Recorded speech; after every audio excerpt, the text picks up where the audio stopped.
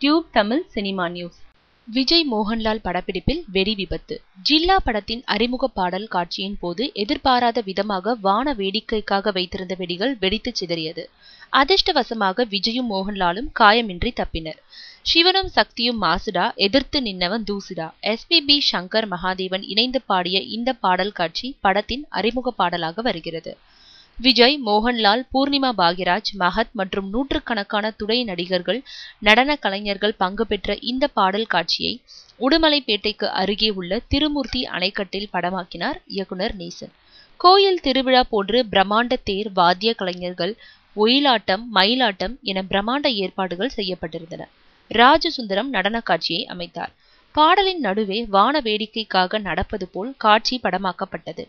அப்போது வான வேடிக்கைக்காக வைத்திருந்த வெடிகள் ஒரே நேரத்தில் வெடித்து சிதறியதில் சில துணை நடிகர்கள் காயமடைந்தனர். விஜயும் மோகன்லாலும் மற்ற நட்சத்திரங்களும் அதிர்ஷ்டவசமாக காயமின்றி தப்பினர்.